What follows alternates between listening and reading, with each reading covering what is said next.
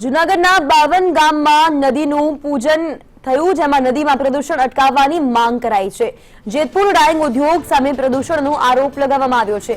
કડક કાર્યવાહી કરવાની લોકોએ માંગ કરી છે, તો ખેડૂત હિતરક્ષક સમિતિ દ્વારા નદી પૂજન કરવામાં આવ્યું।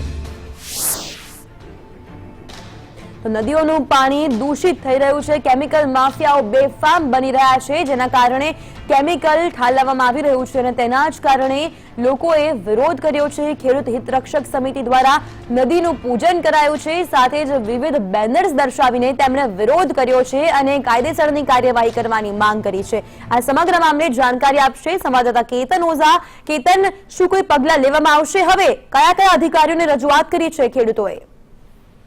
ચોક્કસ કે જે રીતે જેતપુરના ડાઇંગ ઉદ્યોગના કારણે જે નદીઓ પ્રદૂષિત થઈ રહી છે અને નદી બચાવ અભિયાન જે ખેડૂત હિતરક્ષક સમિતિ દ્વારા કરવામાં આવ્યું છે, આજે નદી બચાવ અભિયાન અંતર્ગત જૂનાગઢ જિલ્લામાં અસર કરતી 3 નદીઓનું જે છે તે પૂજન કરવામાં આવ્યું। 50 થી વધારે ગામડાઓએ જે છે પોતાની નદીનું પૂજન કરી અને પ્રદૂષણ અટકાવવા માંગણી કરી હતી। ખેડૂત હિતરક્ષક સમિતિ તેમજ ગામ લોકો દ્વારા અવારનવાર પ્રદૂષણ બોર્ડને અને સરકારમાં રજૂઆત કરી છે, પરંતુ હજી સુધી કોઈ નક્કર કાર્યવાહી થઈ નથી।